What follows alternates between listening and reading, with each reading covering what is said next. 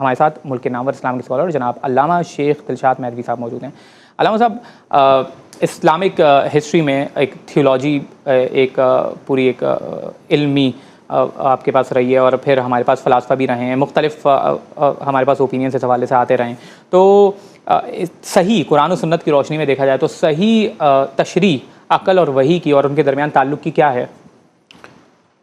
اعوذ باللہ من الشیطان الرجیم، بسم اللہ الرحمن الرحیم، الحمدللہ وکفی وسلام علی عبادہ الذین اصطفی الذین اذھب اللہ عنہم الرجس وطہرہم تطہیرا۔ بہت ہی عمدہ سوال آپ نے اٹھایا ہے، اور پروردگار عالم نے اور وحی کی جو ملموس اور وحی کی جو حقیقت اور وحی کی جو یعنی ہمارے سامنے جو ہاتھوں میں صورت ہے وہ ہے قرآن مجید۔ اور قرآن مجید بار بار یہ پکارتا ہوا کہتا ہے کہ افلا تدبرون الآیات، تم اللہ کی آیتوں میں کیوں نہیں تدبر کرتے؟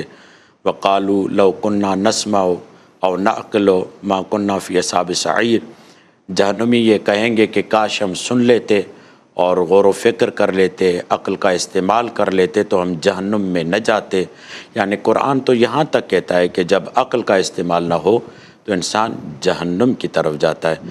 سب سے بنیادی طور پر جو بیسیکلی طور پر سوال ہونا چاہیے وہ عقل کیا ہے، جو آپ نے پوچھا بھی۔ اس عقل کا تعلق انسان سے، آپ کسی جانور کے بارے میں نہیں پوچھتے، کسی حیوان کے بارے میں نہیں پوچھتے کہ اس کے پاس عقل ہے یا نہیں ہے، کیونکہ وہ عقل سے آ رہی ہے۔ انسان کے بارے میں جب آپ سوال کرتے ہیں تو پھر انسان کا تجزیہ کرنا چاہیے کہ انسان کن اجزاء پر اور کن صورتوں پر مرکب ہے، اس کے وجود میں کون کون سی چیزیں ہیں۔ اس کے وجود میں نفس بھی ہے، اس کے وجود میں روح بھی ہے، اس کے وجود میں قلب بھی ہے، اس کے وجود میں عقل بھی ہے۔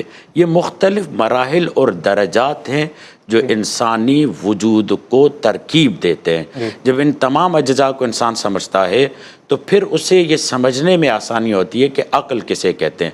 ہم اس طرف نہیں جائیں گے کہ نفس کسے کہتے ہیں، قلب کسے کہتے ہیں، روح کسے کہتے ہیں، آتے ہیں عقل کی طرف۔ عقل جو ہے، کیونکہ انسان جو بھی اعمال انجام دیتا ہے اس کی بیس نفس پر ہے، اس کے درجات بڑھتے جاتے ہیں۔ کبھی وہ درجہ قلب کی صورت میں آتا ہے، کبھی وہ درجہ روح کی صورت میں آتا ہے، کبھی وہ درجہ عقل کی صورت میں آتا ہے۔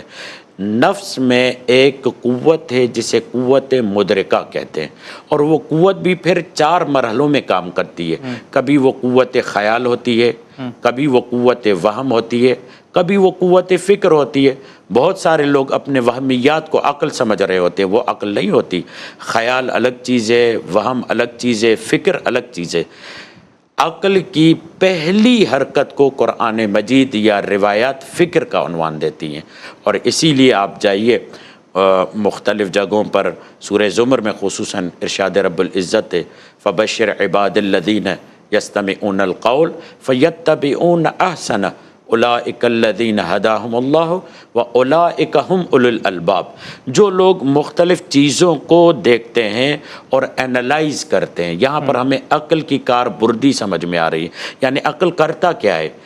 عقل صحیح اور غلط میں تمیز کی صلاحیت کو کہتے ہیں۔ عقل اینالائز کرتا ہے، عقل ہمیں بتاتا ہے کہ یہ غلط ہے، یہ صحیح ہے، یہ درست ہے۔ جیسے ہم ڈیٹیکٹر گیٹ لگا دیتے ہیں تو وہ غلط اور صحیح آدمی کو آنے اور جانے سے روک دیتی ہے۔ عقل کا کام ہی یہی ہے کہ وہ اینالائز کرتا ہے۔